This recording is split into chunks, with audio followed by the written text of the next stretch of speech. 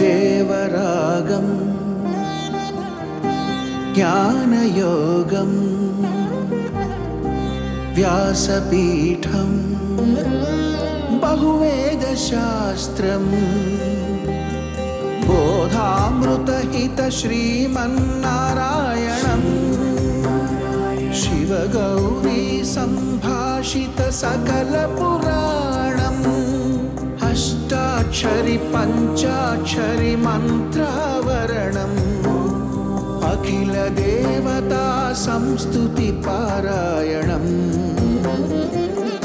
జయ మంగళకరమీ ప్రవచన శ్రవణం అనుదినము శుభము సుఖము జీవన గమనం దేవరాగం జ్ఞానయోగం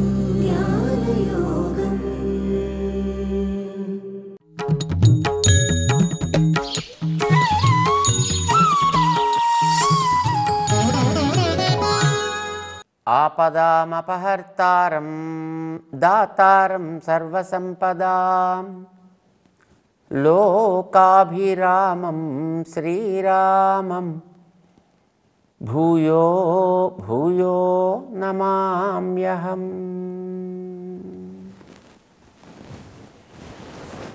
జై శ్రీమన్నారాయణ. ప్రియ భగవద్బంధువులారా, నేనే యజమానిని, అంతా నా దగ్గర పనిచేసేవాళ్ళు, ఈ భావన కలిగితే మనిషిలో గర్వం పెరిగి అందరి మీద పెత్తనం చెలాయించడం, కోపాలు తాపాలు ఇలాంటివి వస్తాయి. చాలామందికి ఒక డౌట్ ఉంటుందండి, కోపం కంట్రోల్ కావట్లేదండి, కోపం కంట్రోల్ కావట్లేదండి, ఎట్లాగండి కోపాన్ని కంట్రోల్ చేసుకోవడం? విసుగు ఎక్కువైపోతుందండి, అందరి మీద చిందరవందర చికాకు పడే స్థితి పెరిగిపోతుందండి. ఎందుకు వస్తుంది అది? నేనే బాస్ అనుకుంటే వస్తుంది. నీ నెత్తి మీద ఇంకో బాస్ ఉన్నాడంటే అణిగి మణిగి ఉండేటువంటి స్థితి ఏర్పడుతుంది. ఇప్పుడు కూడా మా అందరికీ తెలుసు, ఒక ఆఫీసర్ దగ్గర పనిచేసేవాడు ఆ ఆఫీసర్ దగ్గర పనిచేసేంత వరకు వాడికి ఆకలేస్తున్నా, ఒళ్ళు బాధలు కలుగుతున్నా, మానసిక చికాకు ఏర్పడుతున్నా వాడి దగ్గర కుక్కిన పెయిన్ లాగా ఇలా చేతులు కట్టుకొని డిసిప్లిన్గా వాడు ప్రవర్తిస్తాడు. కానీ అదే అక్కడి ఇంటికి రాగానే ఇంట్లో వాళ్ళందరి మీద కై కై కై కై కై కై ఎగరడం ప్రారంభిస్తాడు. ఎందుకని? ఇక్కడ నేను యజమాని, అక్కడ వాడు యజమాని. చేత యజమాని ఒకడు ఉన్నాడు అని అనుకుంటే వాడి దగ్గర శిరస్సు ఉంచి ఉండగలిగేటటువంటి స్థితి వస్తుంది. నీ కోపాలు తగ్గుతాయి. సో సింపుల్ అండి. ఇప్పుడు కోపం వచ్చి ఇంట్లో అరిచేటువంటి వాళ్ళకి వాళ్ళ బాస్ని జ్ఞాపకం చేయండి ఒకసారి, తక్కువ దిగుతాడంతే వాడికి. వాళ్ళందరికీ వెనకాతల వాడు ఉన్నాడు. వాడు ఆ విషయాన్ని మనం మర్చిపోతుంటాం. అర్జునుడికి శ్రీకృష్ణుడు, నాయన నీ ఆత్మదర్శనానికి తగ్గట్టుగా నీకు ఉత్తమమైనటువంటి పురుషార్థమైన ఆత్మదర్శనాన్ని నీవు లభించడానికి నీకు కావలసిన సాధనాన్ని నేను చెప్తానయ్యా. కర్మ అనుష్ఠానం చేయమని చెప్తున్నా కదా. కర్మ నీకు ఏర్పడ్డ విధి నిర్వహణ ద్వారా, అంటే కర్మయోగ అనుష్ఠానం ద్వారా ఆ చేసేటప్పుడు నిష్కామంగా చేయాలంటే దానికి వెనకాల జ్ఞానం సహకరించాలి. కనుక జ్ఞానయోగమును ఆచరించటం ద్వారా అది నా మీద పెడితే నీకు సుఖం కనుక కర్మ సన్యాసం అనేటటువంటి యోగము ద్వారా 3 అధ్యాయాలు మనకి. కర్మయోగం అయింది, జ్ఞానయోగం అయింది, కర్మ సన్యాసం అనే 5వ యోగం అయింది, 5వ అధ్యాయం అయింది. అవునా? 3 అధ్యాయాలు అయ్యా మనకి. ఈ 3 అధ్యాయాలు చెప్పిన విషయం ఇంతేనండి. సో మనకి ఒకసారి అన్నిటిని కూడా సంక్షేపంగా తయారు చేసుకుంటే 3 లైన్స్లో వచ్చింది. ఇప్పుడు నా యందు పెడితే నేను చూసుకుంటాను కనుక దానికి పెట్టడానికి సాధనం మనస్సు. ఆ మనస్సు చేత నువ్వు పెట్టించాలి. సో మనసుకి నేర్పాలి. నేర్పడం ఎట్లాగో చెప్పాడు. అది ఎట్లా దాన్ని వెనక్కి జారుతూ ఉంటుందో, జారుతుంటే ఎట్లా వెనక్కి తీసుకురావాలో 26వ శ్లోకంలో చెప్పాడు. ఇప్పుడు అట్లా పెట్టడం వల్ల కలిగే లాభం ఏమిటి? ఆచరణ చేస్తూ దానివల్ల వాళ్ళు కష్ట సుఖాలని, లేదు అనుకూల ప్రతికూల స్పర్శలని తాను తట్టుకుంటూ చెప్పినట్టుగా వాడి మనసును పెట్టి నా బాధ్యత నేను నెరవేర్చుకుంటాను అనుకో, ఏం జరుగుతుంది నాకు అప్పుడు ఫలితం అంటే చెప్తున్నాం కదా. నీకు కావాల్సినటువంటి ఆత్మ సాక్షాత్కారం నీకు ఇక్కడ లభించిపోతుంది. అత్ర బ్రహ్మ సమస్నుతే అన్నట్టు అయిపోతుంది అనమాట. 27వ శ్లోకంలో ఆ విషయాన్ని స్పష్టం చేస్తున్నాడు అర్జునుడి విషయంలో. తద్వారా మనకందరికీ కూడా ప్రశాంత మనసం హ్యేనం యోగినం సుఖముత్తమం ఉపైతి శాంతరజసం బ్రహ్మభూతం అకల్మషం. మనస్సు ఏమవుతుంది, ఆత్మ ఏమవుతుంది, ఎలా అవుతుంది, చివరికి ఏం దొరుకుతుంది, చక్కగా చెప్పేసాను ఒకే శ్లోకంలో ఈ విషయాలని. ప్రశాంత మనసం హీ, ఇది నువ్వు కూడా ప్రత్యక్షంగా చూడొచ్చా. హీ అంటే అర్థం ఇది సందేహం లేనిది, ఇట్ ఈస్ సో ఎవిడెంట్, ఇది చక్కగా మనం చూడదగినటువంటిది, ఇందులో నీకేం డౌట్ అక్కర్లేదు సుమా. హీ అంటున్నాడు ఆయన. ఏమిటి హీ? ప్రశాంత మనసం హీ ఏనం యోగినం అకల్మషం శాంతరజసం బ్రహ్మభూతం సుఖముత్తమం ఉపైతి. వీడు సుఖాన్ని పొందడం కాదయా, సుఖం వీడిని వెతుక్కుంటూ వస్తుందంటున్నాడండి. ఎంత తమాషా చూడండి. సీతాకోక చిలుకను పట్టుకోవాలి అని తోటలోకి మనం బయలుదేరామనుకోండి, దాని మానాన అలా ఎగిరిపోతూ ఉంటుంది. దాన్ని పట్టుకోవాలి కనుక దానికేసి చూస్తే వీడు పరుగులు పెడితే కింద నుంచి ముళ్ళ మీద కాలేస్తాడో, రాళ్ళ మీద కాలేస్తాడో, నీళ్ల మీద కాలేస్తాడో, దానివల్ల కలిగే ఉపద్రవాన్ని ఏం పొందుతాడో. నువ్వు సీతాకోక చిలుక కోసం పరిగెట్టడం కాదు, హాయిగా చక్కగా ఆ తోటలో కూర్చుని నువ్వు చేయవలసిన పని నువ్వు చేసుకుంటూ ఉండు. అదే సీతాకోక చిలుక క్రమంగా వచ్చి నీ భుజం మీదే వాలి చక్కగా హాయిగా నీకు రెక్కలతోటి అలా అలా తెరుస్తూ ముడుస్తూ తెరుస్తూ ముడుస్తూ నీకు చక్కటి చల్లటి గాలిని కూడా ఇస్తుంది. సీతాకోక చిలుక నువ్వు పరిగెట్టడం మంచిదా, నీ దగ్గరికి సీతాకోక చిలుక వచ్చి వాడడం మంచిదా? అట్లానే ఆత్మదర్శనం కోసం నువ్వు పరిగెట్టాలా, లేదా నీ దగ్గరికి ఆ సుఖం వచ్చి చేరాలా? ఇప్పుడు నేను చెప్పినట్టు చేస్తే నీ దగ్గరికి ఆ సుఖం వచ్చి చేరుతుందా? ఇది మనకి పెద్ద ధైర్యం ఇస్తున్నాడు.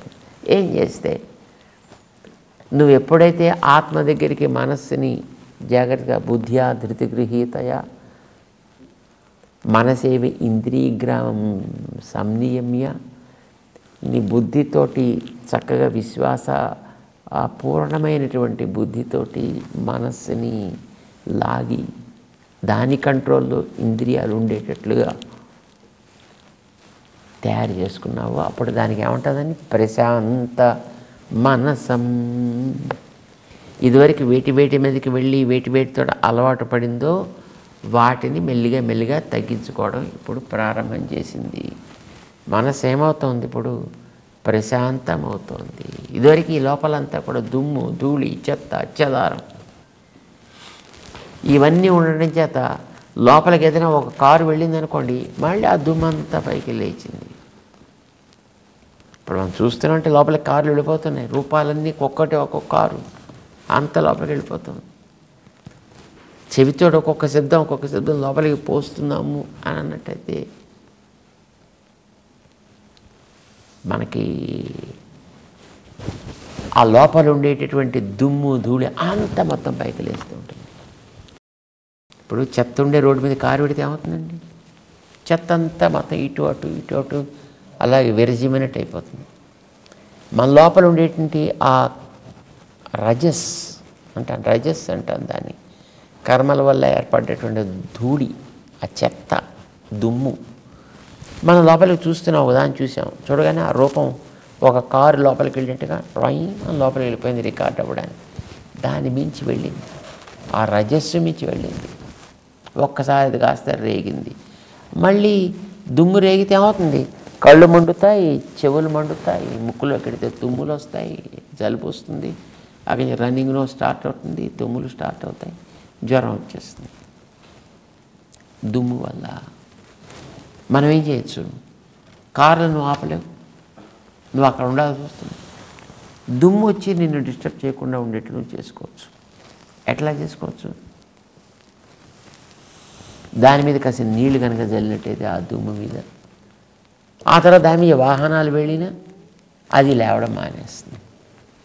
శాంతరజసం, రజస్ అనేటటువంటిది ఎప్పుడైతే శాంతిస్తుందో, ఆ శాంతించడం ఎట్లా శాంతించాలి? అకల్మషం, నువ్వు మనసు దగ్గర చేర్చి దాని గురించే దానికి నేర్పి దానినే అది అనుసంధానం చేసేటట్లుగా ఎప్పుడైతే చేస్తావో, తతస్తతో నియమ్య ఆత్మన్యేవ వశం నయ్యత్ కదా చెప్పింది వెనకాతల. ఆత్మ ఎందది నిలకడగా ఉండేట్టుగా ఎప్పుడైతే చేశావో, అది క్రమంగా దాని మీద ఉండేటువంటి కల్మషాలని, దాని మీద ఉండేటువంటి రకరకాలైనటువంటి కర్మ వాసనలని, అవి రుచులుగా ఉన్న వాసనలుగా పేరుకుపోయినప్పటికీ కూడా వీడిని పాడు చేయకుండా, ఇంకా ఎక్కువగా పాడు కాకుండా ఉండడానికి వీలుగా వెనక్కి తీసుకొచ్చేస్తుంది.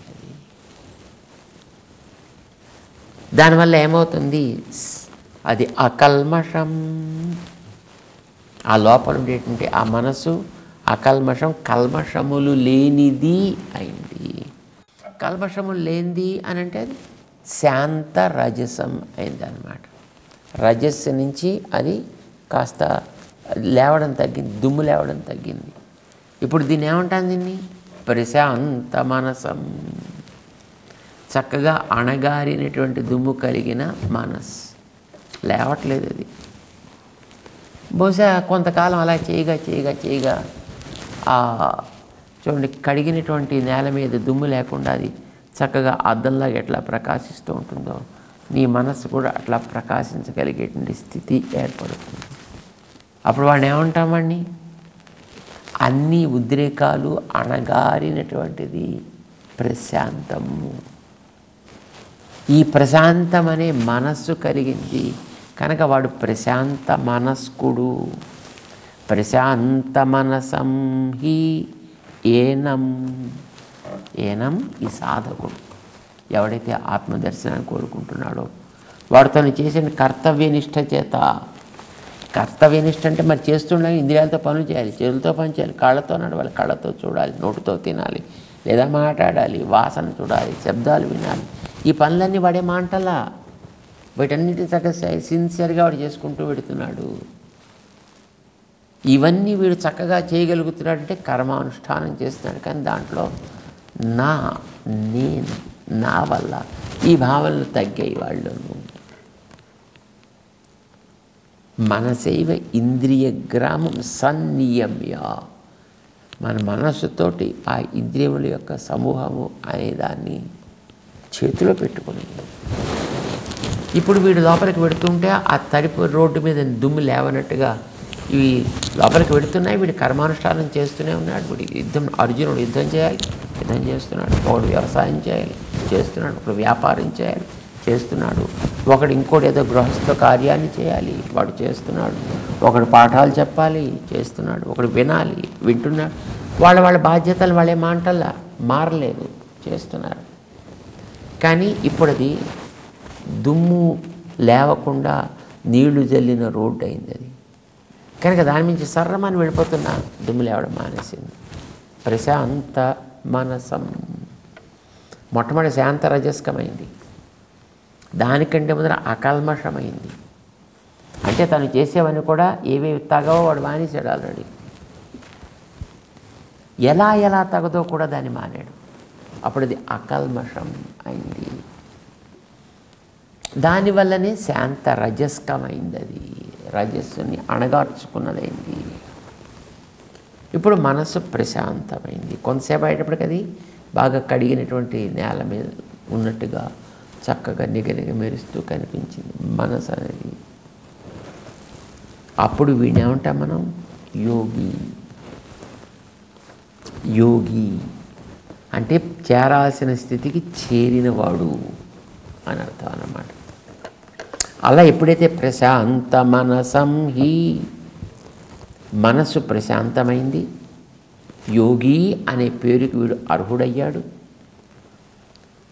శాంతరజస్కుడు కూడా వీడు అయ్యాడు. రజస్సు ఇక పైన వీళ్ళు లేవకుండా అయిపోయింది. ఆ కల్మషం వీళ్ళు ఉండేటువంటి దోషాలన్నీ కూడా పూర్తయ్యాయి. ఇవన్నీ ఒకదాని తర్వాత ఒకటి జరగాల్సినవి సుమా. మొట్టమొదటి అకల్మషుడు కావాలి, మాలిన్యాలు తొలగాలి. రెండవది రజస్సు తగ్గాలి. అప్పుడు వీడికి మనసు ప్రశాంతతకైతే అప్పుడు ఆత్మ ప్రకాశం ప్రారంభమవుతుంది. వీళ్ళు కింద ఉండేటువంటి గ్రౌండ్ యొక్క సహజమైనటువంటి కాంతి పైకి వస్తుంది. అప్పుడు బ్రహ్మభూతుడు అవుతాడు వీడు. బ్రహ్మ అంటే పెద్దదైనటువంటి ఆత్మ వీడికి దర్శనం ఇచ్చేటట్లుగా అయింది. అప్పుడు ఉత్తమం సుఖం ఏనం ఉపైతి. తమాషా అది. ఉత్తమం సుఖం, సుఖముల్లోకెల్లా అతి గొప్ప సుఖం ఏదో అది ఏనం ఉపైతి, వీడిని చేరుతోంది. అది వీడు దాని వెనక పరిగెట్టట్లే, అది వీడి దగ్గరికి వస్తుంది. మనం వెళ్ళడం ఇంపార్టెంటా, అది రావడం ఇంపార్టెంటా? మనం వెళ్దామంటే ఎక్కడికి పెడతాం కనుక దాన్ని ఎక్కడైనా పట్టుకుంటాం. దాన్ని ఏదో సీతాకోక చిలుకని పట్టుకోవడానికి వెళ్ళినట్టే అది అలా పై పైన తిరిగిపోతూ ఉంటుంది. నువ్వెక్కడ పట్టుకున్నా కింద పడతావు, కాళ్ళు ఉడతాయి, పళ్ళు ఉడతాయి. అది నీ దగ్గరికి వస్తే నీకు సుఖం. కనుక ఏనం ఉపైతి హి, అందులో ఆయన దాన్ని మంచి ప్రమాణం కూడా చెప్తున్నాడు అనమాట. ఎలాంటిది ఇది? ఉత్తమ సుఖం. అందమైన పదం అండి ఇందులో కూడా. మళ్ళీ సుఖం అంటే అనుకూలమైనటువంటి అనుభవము అని అర్థం. దానికి మనం సుఖం అంటాం.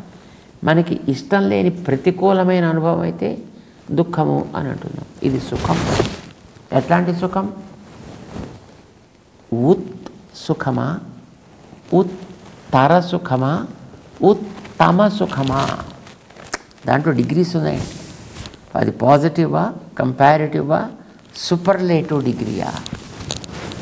ఇందులో ఉత్తమం సుఖం అని పెట్టాడు, సూపర్లేటివ్ డిగ్రీ పెట్టాడు. అంటే దీని కింద ఉండే ఉత్తర సుఖం ఒకటి ఉంది, ఉత్ సుఖం ఒకటి ఉంది. ఇప్పుడు వీడు దేన్ని పొందుతాడు? యోగినం సుఖం ఉత్తమం ఉపైతి. సుఖాల కల్లా అతి గొప్ప సుఖమేదో అది వీడు పొందుతాడు. అంటే కేవలం అది ఉందని తెలిస్తే వీడికి ఒక ఆనందం అండి. ఎదురుకుండా లభిస్తే దాని ఆనందం గొప్పదే. ఇప్పుడు ఎవడైనా మనకు ఒక విషయాన్ని గురించి చెప్పాడు అనుకోండి, చెబితే ఒక రకమైనటువంటి ఓహో చాలా గొప్పది కాబోలు, బాగుంటుంది కాబోలు, అది ఇలా తిరుగుతుంటే గిరిగిరా గిరిగిరా గిరిగిరా గిరిగిరా తిరుగుతూ ఉంటుంటే దీపాలు వెలుగుతూ ఉంటాయట, ఇలా పైకి వెళ్ళి మళ్ళీ కిందకు వస్తూ ఉంటుంటే అదొక ఆనందం. కానీ వీడిని ఎరిగి వెళ్ళి దాంట్లో కూర్చున్నాడు అనుకోండి, ఆనందం వేరు కదా. అది ప్రాక్టికల్గా దాన్ని అనుభవించేటువంటి ఆనందం వేరు కదా. అది ఉత్తమమని దాని గురించి వింటాడు. అది ఉత్తరం, పర్వాలేదు, గొప్పదే, బాగుంటుంది అనిపించింది. అక్కడెక్కడో ఉందిట, అది ఉత్సుఖం. ఆత్మని గురించి తెలుసుని వీడికి, వీటికంటే విలక్షణమని, అది ఉత్సుఖం. ఏమంటామండి? ముముక్షు. అదేదో ఉందిట, దాన్ని మనం పొందాలిట, అది ఉత్సుఖం. అది కానీ దాని గురించినటువంటి విషయం స్పష్టమైతే అది ఉత్తర సుఖం. అది వీడికి లభిస్తే ఉత్తమం సుఖం. ఉత్తమం సుఖం ఏనం ఉపైతి. ఈ ఉత్తమమైనటువంటి సుఖం వీడిని పొందుతుంది. కర్తృత్వం దేని మీద ఉంది ఇప్పుడు? అది పొందుతుంది అంటే దాని ఎందుకు కర్తృత్వం, వీడి ఎందుకు కర్తృత్వం కాదండి. అంటే నేను వెళ్ళి దాన్ని పట్టుకొని లాక్కొచ్చి తెచ్చుకోకర్లా, అది వచ్చి నన్ను చేరుతుంది అని చెప్తున్నాడు. కర్తృత్వం నిజానికి దాని మీద పెట్టడం మనకి సుఖం అండి. మన మీద పెట్టుకున్నామంటే మళ్ళీ మనలో ఒక అహంకారం పెరుగుతుంది. నేను పొందుతున్నా, అది మళ్ళీ మనలో ఒక రకమైనటువంటి దోషాన్ని ఆవహింపజేస్తుంది. అది లభిస్తోంది. ఇప్పుడు నిజానికి ఎండ వస్తుంది, ఎండను మనం తెచ్చుకుంటున్నాం. ఎండ మనం తెస్తే వస్తుందా? లేదు కదండి. కర్తృత్వం దాంట్లో ఎండ రావడంలో మీదే ఉంది, ఏమీ లేదు దాంట్లో. అది వస్తుంది, నువ్వు దాన్ని ఆస్వాదిస్తున్నావు, అనుభవిస్తున్నావు. గాలి వీస్తుంది, నువ్వా తెస్తున్నావు గాలి, నువ్వా తెచ్చుకుంటున్నావు గాలి, తనంతట తనే వస్తుంది. కర్తృత్వం మంది కాదు. అర్థమేమిటి? నువ్వు చేయాల్సిన పని ఉంటే లేదా, నువ్వు మనసును అక్కడ పెట్టేదాకానే నువ్వు చేయాల్సిన పని, తర్వాత జరగాల్సింది ఏదో అదే జరుగుతూ ఉంటుంది. నువ్వు చేయవలసిన పనల్లా అది వచ్చి నిన్ను చేరుతూ ఉండేప్పుడు అడ్డకుండా ఉండు, అంతే చాలు. గాలి వీస్తుంటే లేదండి నేను ఒక గోడ కట్టుకుంటాను అంటే గాలి నీకు రాదు. ఎండ వస్తోంది, నేను పైన ఒక కవర్ వేసేస్తా, నీకు ఎండ రావడం మానేస్తుంది. అంటే అది వచ్చి నిన్ను చేరుతోందంటే దాని యందు నీకు ఒక ప్రీతి కలగడం కోసం చెప్తున్నాను. సుఖం ఉత్తమం ఉపైతి, మంచి సుఖం నిన్ను చేరుతుంది అంటే నువ్వు ఎంత శ్రమ పడకుండా హాయిగా నువ్వు పొందగలిగేటువంటి వ్యక్తి కాగలుగుతున్నావయ్యా. దాని యందు మనకు ఒక రకమైనటువంటి ఆప్తి, ఒక రకమైనటువంటి ఆప్తత పెరగడం కోసం అని చెప్పేటటువంటి ఒక అందమైనటువంటి మాట. నిజానికి కృష్ణుడు నీకు సుఖం కలిగించాలనుకుంటున్నాడు. నువ్వు చేయవలసింది ఏమీ లేదయా, సో సింపుల్. పెట్టు and just simply forget about it. ఇప్పుడు ఫ్రిడ్జ్లో నీళ్ళు పెడతామండి, పాలు, తర్వాత నువ్వు చేయవలసిన పని ఉంది అక్కడ. కాసేపు ఎంత తలుపు తీసుకుని హాయిగా తీసుకుని తాగంతే. దాంట్లో ఉండేటిని వేడితనం పోయి చల్లదనం రావడం నువ్వు చేసే పనే ఉంది అక్కడ. అదే చేస్తుంది నీకు. ఇవి కూడా అంతే. కర్తృత్వం మన మీద పెట్టుకోవటం లేదు.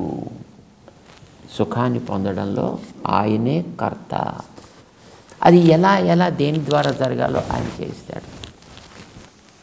చూడండి, ఒక్కొక్కసారి మనం అంటుంటాం, ఏ బదరికాశ్రమం లాంటి చోట్ల మనం ఏదైనా ఉడికించాలనుకోండి, బియ్యం త్వరగా పట్టాను ఉడకదండి అక్కడ. ఇక్కడ వాతావరణం చల్లగా ఉంటుంది, అక్కడ నీళ్లు మరీ చల్లగా ఉంటాయి, అక్కడ ఏదో ఉడకడం కష్టం అండి. ఒక్కొక్క చోట పప్పు ఉడకదండి, అది మరీ కష్టం అవుతుంది. నువ్వు దాని మీద పెట్టావు, ఉడికిపోయింది అనుకోండి, బియ్యం ఎంత బాగా ఉడికిపోయిందండి, ఎంత త్వరగా ఉడికిపోయిందండి, ఇప్పుడే పెట్టామా టక్కుమని ఉడికిపోయిందండి అంట. అంటే అది ఉడికిందా? దానికేం తెలివి ఉందా? దానికేమి శక్తి ఉందా అది ఉడికిపోవడానికి? నువ్వే పాపం గిన్నె మంచి గిన్నె పెట్టావు, నీళ్లు మంచి నీళ్లు పోసావు, కింద నిప్పు మంచిగా పెట్టావు, దాంట్లో పెట్టి దాన్ని చక్కగా మండనిచ్చావు, అది ఉడికింది అంతే. కర్తృత్వం ఎవరిది? మనదే. కానీ మనమే పెట్టుకోవట్లేదు. చూడండి ఎంత బాగా ఉడికిపోయిందండి. అబ్బా పొయ్యండి భలే మండుతోందండి. పొయ్యి మండడం, పొయ్యి ఏం మండుతుంది? దానికి పుల్లలు నువ్వు పెట్టావు, నిప్పు నువ్వు వెలిగించావు, గాలి తగిలేట్టు చేసావు, హాయిగా మండుతుంది అది. కర్తృత్వం మన మీద పెట్టుకోవట్లేదు. చూడండి, అది మనకు ఒక ఉత్సాహం, అది ఒక ఆనందం, దాని యందు ఒక ప్రీతి మనకు కలగడానికి. కర్తృత్వం మన మీద కాకుండా దాని మీద పెట్టడం అనేటటువంటిది ఎప్పుడు కూడా ఒక అందమైనటువంటి పద్ధతి. అంచేత నువ్వు చేయవలసిందంటూ ఏం లేదు అనే ఒక లాభాన్ని శ్రీకృష్ణుడు మనకి చూపిస్తున్నాడు. వెంటనే మనకు కూడా కాస్త చేయబుద్ధి అవుతుంది. కలిగే లాభం ఇదయ్యా, ఇంత సుఖంగా వస్తుందయ్యా నీకు, అదే నేను వెతుక్కుంటూ వస్తుందయ్యా, నీకెందుకు శ్రమ అన్నట్టుగా శ్రీకృష్ణుడు అర్జునుడికి ఆత్మసాక్షాత్కారం చేయవలసినటువంటి కార్యక్రమాన్ని తను చేసినట్లయితే, కర్మయోగం తను మానకుండా చేసినట్లయితే, తన బాధ్యతను తను నెరవేర్చినట్టయితే ఇతర లాభాల కోసం పాకులాడకుండా నువ్వు ఉండగలిగితే నీకు ఆత్మదర్శనం కూడా తనంతట తానే లభిస్తుందయా.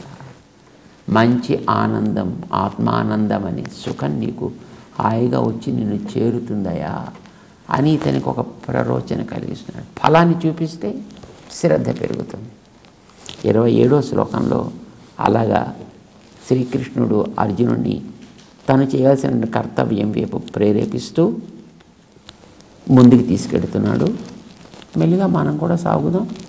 మనం కూడా అట్లా ముందు వెళ్ళాల్సిన వాళ్ళమే కదా. మన జీవన సమరంలో మనం కూడా ముందుకు సాగాల్సినటువంటి వ్యక్తులం. సాగే ప్రయత్నం చేద్దాం కృష్ణుడితో పాటు. జై శ్రీమన్నారాయణ.